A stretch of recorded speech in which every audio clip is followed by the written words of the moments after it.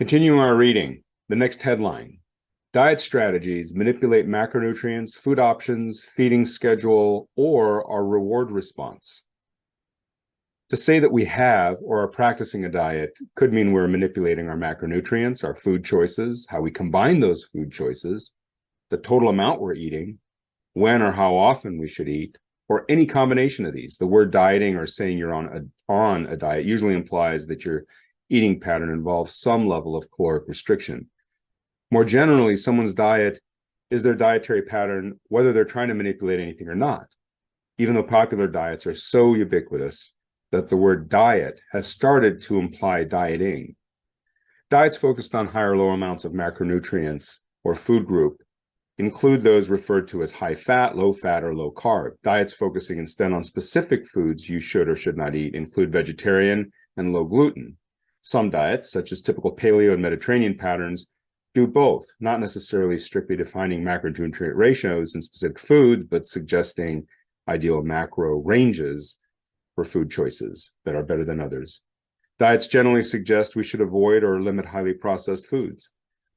This makes sense since eating highly processed foods contributes to our needing to consider dieting to begin with and can increase body fat without overeating because of the insulin response and in the long term reduced health.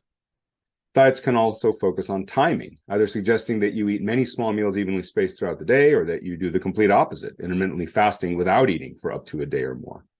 While fasting provides benefits, it also slowly loses lean tissue, which can ultimately backfire for someone who is already losing lean tissue from natural aging stress, a lack of exercise, poor sleep, or poor nutrition. Now, at this point in the reading, there are a couple of charts to look at. The first, compare what percentage of your total calorie needs are made up by your specific macronutrient needs. And essentially, it's less than or up to 10% of your calories for your minimum protein needs, barely more than that, up to 15% for carbohydrate fuel, primarily for the brain, and not a whole lot, a few dozen calories for your nourishing vegetables, and less than up to no more than 10% for your omega-3 and 6 fat needs. So the total of that is at most around a third of your total. And the second chart compares typical diets, whether it's keto, Atkins, paleo, zone, South Beach, Mediterranean, Pritikin, and Ornish, just in a ladder comparison, going from highest to lowest fat, how all of these can easily be manipulated to meet those minimum needs recommended by the National Institute of Medicine, which overlap almost 100% with the recommendations from the World Health Organization, from the UN. So continuing our reading, as the carb level of a diet increases, the carb foods you can eat expands from vegetables only in diets lowest in carb to a stepwise addition of legumes, fruits, and ultimately starches as more carbs are allowed. Diets higher in carbohydrate should use minimally processed carb sources and use veggies to slow them down. As a diet goes up in protein and or fats, it becomes more important to choose foods with high quality fats in them to avoid a reduction in health. As a diet goes up in carbohydrate, more types of carbohydrates become options. Low carb diets might only allow vegetables because fruits and starches, meaning tubers and grains, are simply too high in carb calories for that diet. As you go from very low to higher carbohydrate diets, you get to have both a larger selection and a larger portions of carbohydrate foods. Increased flexibility with respect to carbohydrate allows you a stepwise addition of carbohydrate options, starting with vegetables only in the lowest carb diets to fruit and legumes in more moderate diets, and tubers and whole grains in the more balanced diets. It is highly processed foods, including carbohydrate foods, that is problematic for health and weight loss. High fat and high carb diets using wholesome, minimally processed foods drop body fat by 10 kilograms in 1 year equally well, regardless of a person's genetics or insulin response. Cutting out some or most of the carbs instead of eating healthier versions might be a good idea if healthier options are unavailable, but is an overreaction to hearing about carbs being bad for you when you have the healthy options available. Besides eating healthier options, the vegetable parachute allows cheat meals to have a more neutral rather than a negative effect, so that even processed carbs can be included in a diet with minimal detriment. Next headline: fixing your natural pattern. Small adjustments and what you can do provide large benefits. To adjust your diet to meet basic needs, start with what you like and build from there. You should how you eat should feel like your authentic self, both in terms of the food you enjoy and your goals. By choosing food you like in each food group to meet basic needs, you're paying equal attention to the present moment and your future goals simultaneously. Your adjustments might include adding a bit of vegetables to a meal, or some omega-3 fats, or having a snack that protects your lean tissue when you wake instead of skipping breakfast.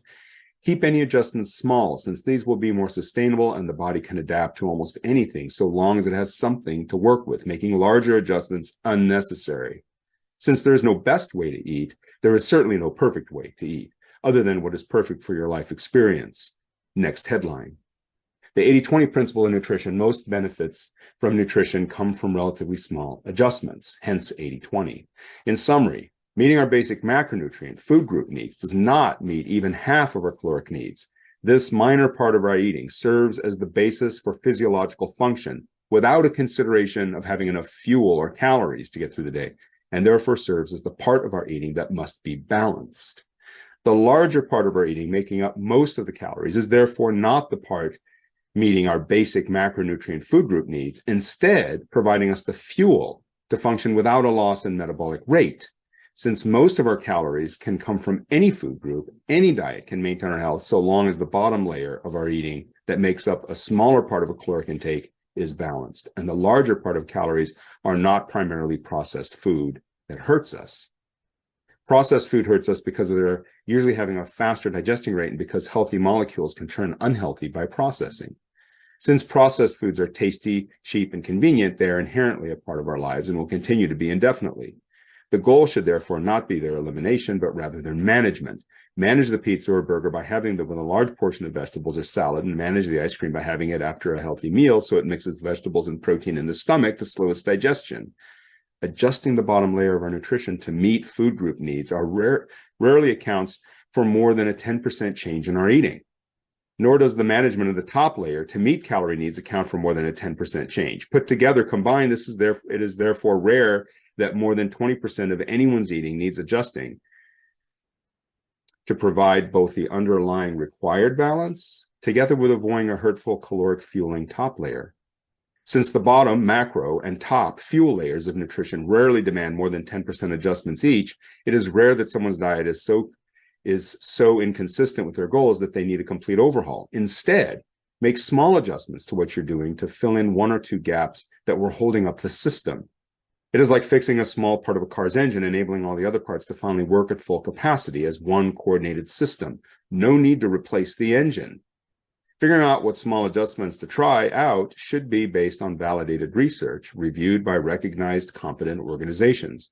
If you're following a diet, consider the general guidelines derived from the National Institute of Medicine to ensure that you are protecting and nourishing your lean tissue while on that diet, and then stack your sports nutrition on top of this when exercising hard. And if you just want to be who you are, eating the way you like to eat, while also achieving your personal goals related to metabolism, chart out your typical eating pattern, compare it to the same National Institute of Medicine and sports nutrition guidance. If you are short on protein, it is easy to add a protein you like. And if your sports nutrition falls short on refueling workouts, you can add a carb that you like. You can even merge how you like to eat with other dietary ideas you've been wanting to try out. Or you can go a step further and stack how you naturally like to eat together with both a diet you want to try and with sports nutrition, all at the same time. The possibilities for creatively discovering what works best for you are endless, and you will enjoy the process much more having a sense of what the average person needs for health as a foundation so that your dieting efforts do not potentially backfire as you go along. Because macronutrient needs are so easily met with meal balance being less than half of your total calorie needs, small changes of less than 20% of what you're doing can provide over 80% of the benefits you are after. Next headline. There is no best way to eat, but there are basic needs. We have the freedom to choose what foods we want to eat to meet our food group macronutrient needs, as well as to add enough calories beyond that to match practically any diet type with any food group combination. And we can use protein, fats, and particularly vegetables to slow the digestion of the processed carbohydrate that might be in a meal. This gives us almost complete freedom in how we manage our diet. Protecting and nourishing lean tissue is therefore consistent with practically every diet imaginable, with at most very minor modifications, including any natural eating patterns someone follows by habit. Eating processed, including fast foods, do not stabilize blood sugar or nourish the body. But if half our eating is healthier, the healthier half will meet our needs while we're enjoying our social time, carnival food, or cheat meals. Charting out how you eat or what a diet prescribes easily exposes any gaps. Filling a gap significantly reduces the chances of a diet failing to achieve your goals because of basic needs not being met or backfiring by either suppressing your metabolism or creating cravings. The simplicity of meeting basic needs with less than half of the calories in a diet makes it clear why diets that look not only different but completely opposite to each other are equally valid. If there were a best diet, there would not be a wide variety of eating patterns between societies that live the longest, between different modern-day hunter-gatherers, and between different diets used in high-quality weight loss studies.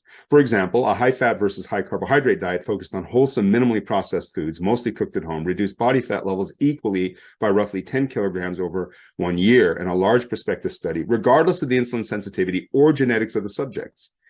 Regardless of the type of diet, highly processed food can hurt metabolism, whereas more wholesome food improves it, as shown with long-lived or hunter-gatherer or dieting individuals. But cutting down processed foods to at most half your meals and reducing the digestion of those processed meals might be enough to move you towards your metabolic goals. You don't have to eliminate the things you like. Next headline. Metabolic nutrition protects and nourishes lean tissue to achieve goals, which include sports nutrition. Our goals determine what matters. Without goals, there's no reason to consider changing what you are already naturally doing because you are happy as is. However, when you are not reaching goals easily, consider whether you're meeting the body's basic needs with your efforts. If you aren't, even the best diet for your goals will fall short of enabling your body to function at a basic level, eliminating much of the benefits of an otherwise great diet. Having a sense of what the average minimum needs, what those minimum needs might be for the human body, provides us a foundational platform from which to build a metabolic diet, meaning one that protects and nourishes our lean tissue. Nutrition to protect lean tissue, PLT, maintains blood protein and blood sugar levels to avoid a destructive stress hormone response. Nutrition to nourish lean tissue, NLT, adds omega fats and vegetables, which shifts our cells from simply surviving to flourishing and thriving. Water facilitates the digestion, transport, and use of nutrients, putting hydration at the heart of both PLT and NLT, protecting and nourishing lean tissue. Exercise can easily deplete and damage our muscles, which is why hard workouts create soreness and increase our basic nutrient needs. Next headline. Protect lean tissue, PLT, to stay fasted instead of allowing your body to transition to starve. In other words, keep fasting, but don't starve. After 25% of your day, or 6 hours, your body uses up roughly 25% of your daily calories. When food is digesting, which typically lasts about 6 hours after a healthy meal, the calories that the body needs are being supplied by your meal with a bit of caloric restriction. Fats from fat cells will be used up as well, unless blocked by an insulin response to fast digesting carbs like sugar, which sabotages the whole process. After those 6 hours of being fed, our blood sugar and blood protein levels fall enough to trigger the brain to release stress hormones, which in turn trigger cells to start breaking down proteins they have within them to make up for the shortfall. The protein breakdown clears out damaged proteins at a faster rate than usual, so fasting creates something of a cellular cleanse. However, functional proteins are also destroyed, and after 6 hours of fasting, which is a dozen hours after the last meal, the loss of proteins in your muscle exceeds fat loss by a factor of 2, potentially. This means that for 6 hours after eating a healthy meal, we tend to be fed, and that for the next 6 hours, we become fasted with a caloric deficit of about 25%. And beyond this, our deficit exceeds 25%, with detriments that might exceed the benefits. When a fit person does a hard workout, they can use up the same number of calories as they would have at rest for 6 hours, putting them in a deep caloric deficit in a very short amount of time. A caloric deficit exceeding 25% of daily needs for more than a few hours raises stress hormones, but lowers the hormones that keep us healthy, increasing body fat by 0.3% for each hour that we delay eating. Caloric restriction should therefore be practiced evenly throughout the day, as opposed to flip-flopping between undereating the first half of your day and then overeating in the second half. Even if you restrict calories overall, you might not achieve your weight loss or health goals if you lose too much muscle during the flip when not eating too much, and gaining body fat during the flop while eating too much to compensate later. This flip-flop eating pattern, where we don't eat earlier because we don't notice any hunger and then eat too much when hunger is exacerbated with cravings from insufficient eating earlier, contributes to nighttime eating syndrome. If you do not want to eat at times when your caloric deficit likely exceeds 25% of your daily needs, such as when waking up or right after hard exercise, at the very least have a PLT snack, meaning one with a bit of protein and a bit of carbohydrate that digests neither too fast, which would generate excess insulin, or too slow. Vegetables generally take too long to get your blood sugar up. A PLT snack is based on providing basic blood sugar and blood protein needs to your cells, as opposed to providing enough calories. A PLT snack, therefore, does not get you very far out of the caloric deficit, since this is not the point. The point of a PLT is to protect your lean tissue, not to provide all the calories you need. Think of it as your minimum safety net at a time when you need food but don't want to eat. A PLT snack does not provide enough calories for what you need at that moment. It just serves to PLT, protect lean tissue. From that perspective, having PLT snacks, even if they include some nourishment, leave you in the fasted state. Fasting does not mean you are not eating anything at all, but rather that your body is in the fasted state. Fasting is extremely good for your body, but starving is not. Restricting calories for weight loss, next headline. Spread out the calories for a continuous mild fast instead of fasting, where you don't eat at all. A caloric deficit deeper than 25% of daily calories for more than a few hours can result in losing twice as much muscle as fat in non-athletic people, and an increase in body fat with overtraining symptoms in athletic people. There is also potential long-term suppression of resting metabolic rate by as much as 800 calories per day, even 6 years after very hard exercise combined with strict dieting. The theoretical limit of this metabolic suppression was shown in my research to be as much as 1,000 calories per day. These issues arise because we are living organisms with continuous needs every moment that we're alive, not just when we have eaten food. The transition from fasting helping versus hurting us appears to occur when calories are restricted by more than 25% of daily needs for more than a few hours. This implies that a 25% caloric restriction is the most we could undereat while still fully maintaining our health. The more you cut calories, the more important the health quality of your food, since the body has less to go on, and the more important it becomes that you meet your basic macronutrient food group needs. Basic needs include sports nutrition, since sports nutrition is fundamentally about recovering, not simply performing well. The calories we need per day are for the basic existence, meaning our resting metabolic rate, RMR, another 25% of RMR, higher than that for food digestion and a bit of movement, plus another 25% for exercise healing. Non-exercise movement can burn more than your RMR per day. At the very least, our RMR is therefore a caloric restriction of at least 25%.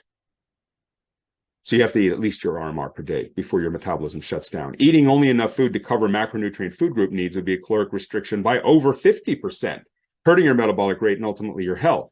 Strict, rigorous diets are therefore only recommended under direct supervision of a physician to ensure health is being maintained.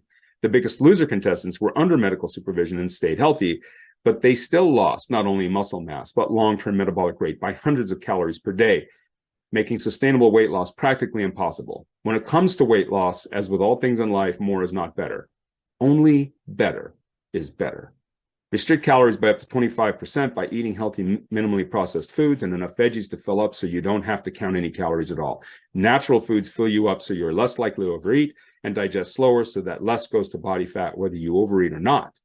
The longest lived people do not diet. They eat unprocessed food. Next headline. Protect lean tissue, PLT, to stay fasted instead of allowing your body to transition to starve. Fasting is good for the body and should be maintained to some extent continuously if you're interested in that goal, whereas starving is not and should not. The body switches from fed to fasted to starved, increased muscle loss, regardless of hunger perception, every 6 hours after a healthy meal. Hunger is usually the lowest during stress hormone due to stress hormones after waking and exercise, reducing our eating at the very times when we were in our deepest deficit, leading to lean tissue loss at that time, and both hunger and cravings later. Stay in the fasted state instead of fasting into starvation. Fasting snacks are sports recovery snacks, are protect lean tissue snacks. And in the reading, I have a chart here giving a simple breakdown of what a fasting snack would look like. A little bit of a protein and a little bit of slow digesting carbohydrate.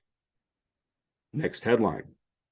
Refueling workouts is critical to A, protecting lean tissue, B, to recovering, and C, reducing sports injury risk.